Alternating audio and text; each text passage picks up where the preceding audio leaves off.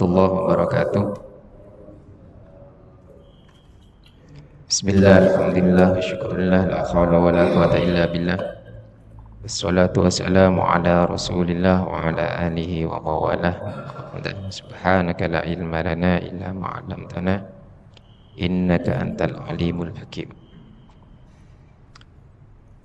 Kita lanjutkan kajian hal-hal yang berkenaan dengan hadis Nabiullah Muhammad sallallahu alaihi wasallam atau makalah-makalah atau perkataan-perkataan yang seringkali diidentikan dengan sabda Nabi.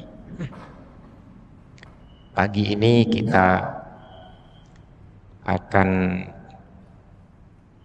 mengkaji satu makalah, satu ucapan yang terkenal atau seringkali dipersepsikan kepada sabda Nabi.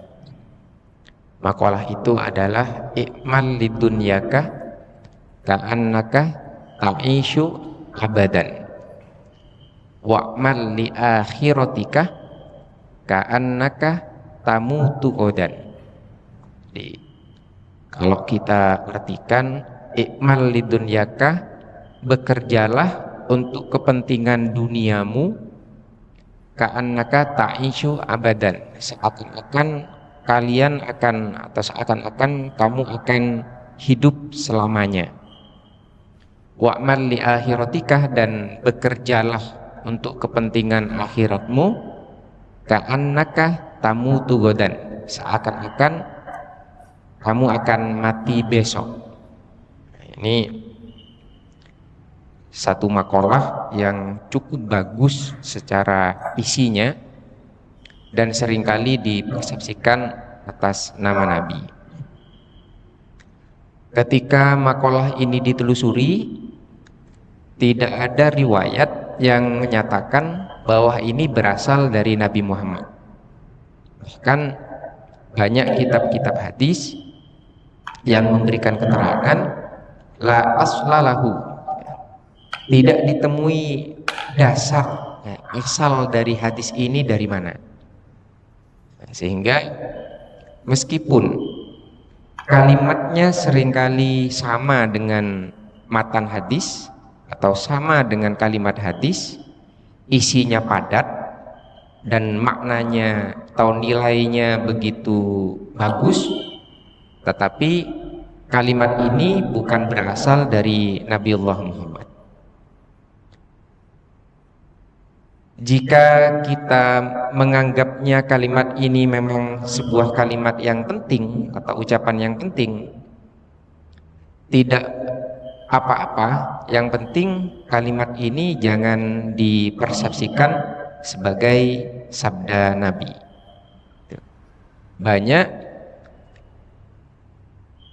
makalah-makalah atau perkataan-perkataan yang memiliki nilai baik dan itu bisa menjadi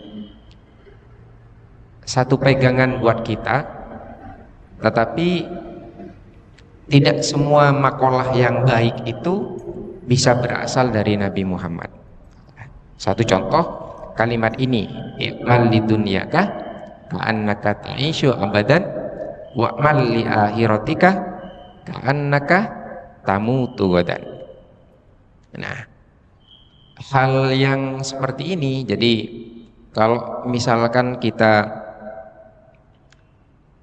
menyikapi setiap perkataan yang baik, tidak buru-buru itu berasal dari Nabiullah Muhammad, karena setiap apapun yang kita atasnamakan Nabi Muhammad haruslah kita lakukan dengan hati-hati. Jadi tidak boleh asal. Seperti kemarin minggu lalu hadis tentang ad-dunya sijnul mu'min wa jannatul kafir. Ada beberapa kalangan yang menganggapnya bukan sabda Nabi, tetapi ketika sudah ditelusuri ternyata makalah itu sabda Nabiullah Muhammad dan terdapat dalam Sahih Muslim. Nah, ini makalah kita atau perkataan kita pagi ini. Nah, ketika ditelusuri dalam tafsir, dalam kitab-kitab tafsir di dalam Al-Quran, pertama dalam tafsirnya Al-Maroghi, ini didapatkan dari penjelasan Imam Al-Maroghi terhadap ayat di dalam surat Al-Qasas, di ayat ke-77, wabtaghi fima ataqallahu darul akhir wala tansa nasibaka minad dunya. Ini di dalam surat Al-Qasas itu Allah memfirmankan, carilah oleh kalian apa-apa dengan anugerah yang telah Allah berikan,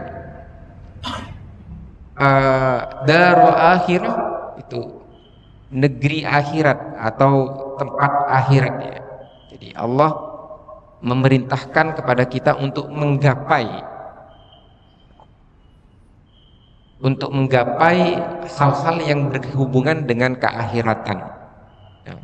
Catatannya fima atakallah, ya, dengan apa yang sudah dianugerahkan Allah atau potensial yang ada pada kita, itu yang dibuat alat untuk mencari kepentingan akhir. Kemudian wala tansa nasibaka minad dunya, dan kalian jangan lupakan bagian kalian dari dunia.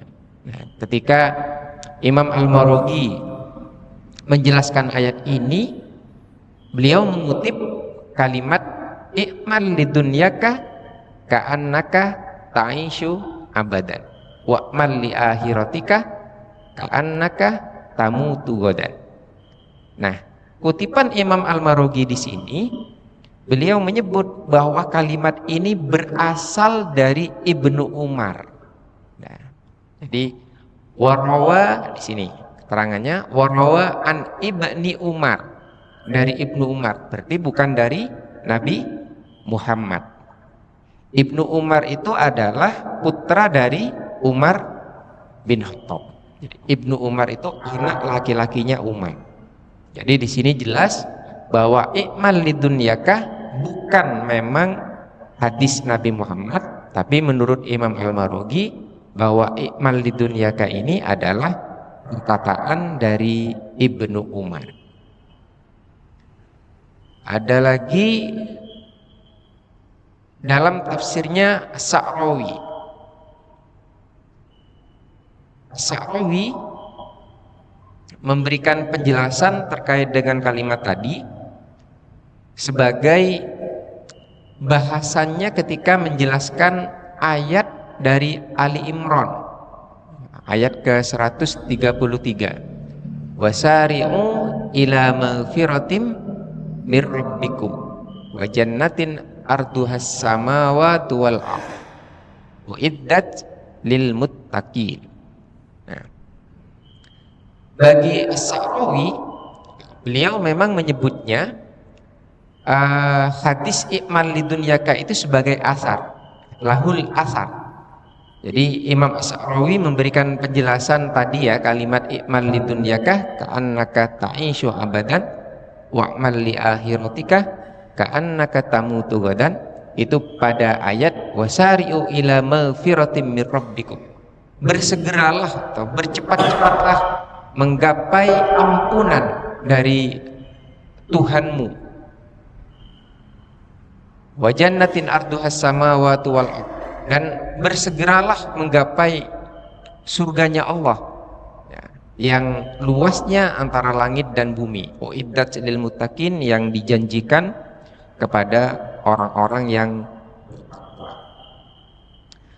Nah, ini beberapa keterangan tentang makalah i'mal lidunyaka tadi yang kita telusuri di dalam hadis Nabiullah, dalam beberapa kitab tafsir.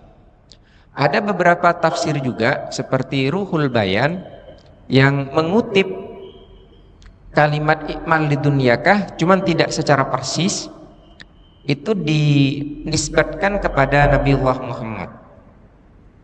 Jadi di beberapa kitab tafsir itu memang ada banyak kutipan-kutipan dari riwayat hadis Nabi Muhammad, tetapi ketika ditelusuri dengan seksama, riwayat-riwayat itu sebenarnya tidak berasal dari Nabiullah Muhammad.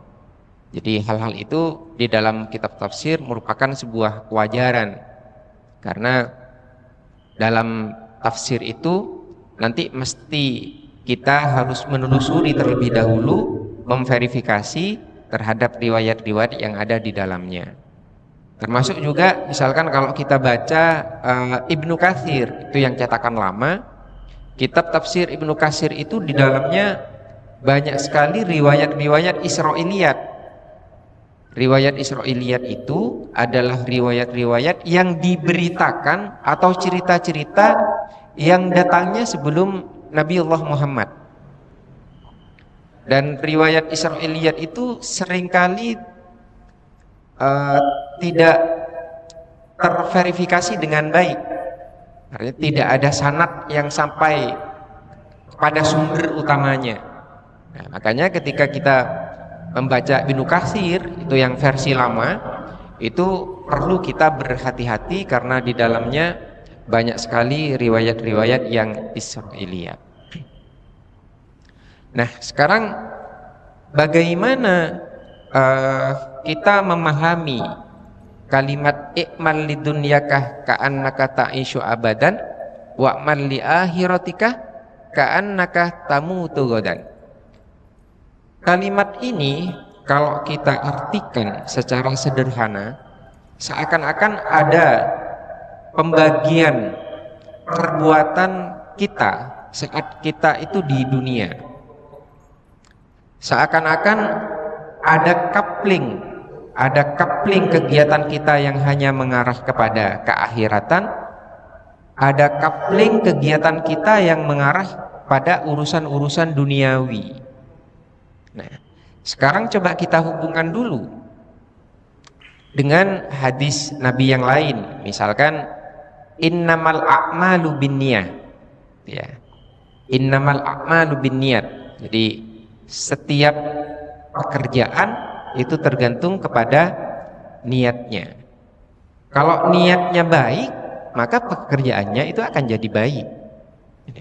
Lihat kalau misalkan kita baca hal-hal lain ya, tidurnya orang yang beriman itu juga bisa berpahala. Makannya orang yang beriman bisa juga berpahala. Berpahala yang ada dalam aktivitas tidur yang juga bisa dilakukan oleh orang lain, atau pahala yang dihasilkan oleh aktivitas makan yang juga bisa dilakukan oleh orang lain itu, atau nilainya atau pahalanya atau nilai dari tidur atau nilai dari makan itu berbeda, itu didasari oleh niatnya. Jadi kalau niat dari makan atau niat dari tidur itu untuk kebaikan, maka di dalam istirahat atau di dalam tidur itu kita mendapatkan kebaikan. Nah, itu kalau kita hubungkan dengan hadis lain, innamal a'malu binniyat. Nah, sehingga kalau misalkan kita hubungkan dengan misalkan hadis yang seperti tadi, tidak ada pengkaplingan apakah itu urusan dunia atau urusan akhirat. Karena setiap perilaku kita saat di dunia, apapun itu nilainya mesti pahala. Nilainya mesti pahala, semuanya itu pahala. Kalau kita hubungkan dengan niat. Makanya dalam hal ini niat itu memiliki peran penting dalam setiap aktivitas kita. Peran niat memiliki nilai penting dalam setiap aktivitas kita. Tapi kembali kepada kita manusia, terutama yang beragama, ada tuntutan-tuntutan yang khusus, ada kewajiban-kewajiban tertentu yang tentunya dipaksakan bagi kita umat beragama. Jadi kalau misalkan istirahat atau tidur ya, atau makan misalkan, itu memang tuntutan secara jasmaniah, tuntutan secara fisik. Kalau tidak makan ya tidak ada energi. Itu tuntutan secara fisik. Itu alamiah. Kalau misalkan kita tunda makan, masih bisa ya, masih bisa. Tapi untuk makannya itu tuntutan secara fisik. Jadi fisik kalau ingin tetap bugar, maka dia menuntut untuk makan. Nah, terus kemudian fisik kalau tetap ingin selalu segar, maka dia menuntut untuk adanya istirahat. Itu adalah tuntutan fisik. Nah, sekarang kita yang beragama, kita yang diatur oleh agama atau yang diatur oleh Allah, oleh Tuhan, maka Allah juga memiliki tuntutan-tuntutan, memiliki kewajiban-kewajiban yang harus dikerjakan kepada kita. Jadi, kalau fisik tadi jelas memiliki tuntutan kepada kita, maka Allah juga memiliki tuntutan yang harus dikerjakan oleh kita. Sedangkan Allah, kalau kita kembali lagi, Allah adalah pemilik semuanya, pemilik dunia, pemilik akhirat. Nah, kalau kita nanti bedakan lagi antara dunia sama akhirat, akan berbeda lagi ya. Di akhirat kehidupannya lebih sempurna atau lebih abadi dibandingkan kehidupan dunia. Nah, ketika kita hubungkan dengan tuntutan yang diberikan Allah atau yang diminta Allah kepada kita manusia, maka di sini akan kelihatan coupling dari mana urusan dunia dan coupling dari mana urusan akhirat. Salah satu contoh, sholat 5 waktu itu adalah tuntutan Allah. Sholat itu tidak ada hubungannya dengan jasmani. Jasad itu kan lagi-lagi ya, jasad itu kan memang kewajiban yang harus dipenuhi secara alamiah. Tadi kalau misalkan kalau ingin bugar ya makan, kalau ingin segar ya istirahat, itu tuntutan jasadiah. Tapi kalau sholat itu tidak memiliki pengaruh yang berarti bagi badan, bagi jasad. Kalau ingin bugar terus sholat, nggak makan ya tetap aja lemas. Ingin segar tapi sholat terus ya tetap aja ada ini. Jadi sholat itu adalah tuntutan Allah yang harus dikerjakan oleh kita manusia, sehingga sholat itu masuk pada kategori i'mal li akhiratika ka'annaka tamutu ghadan.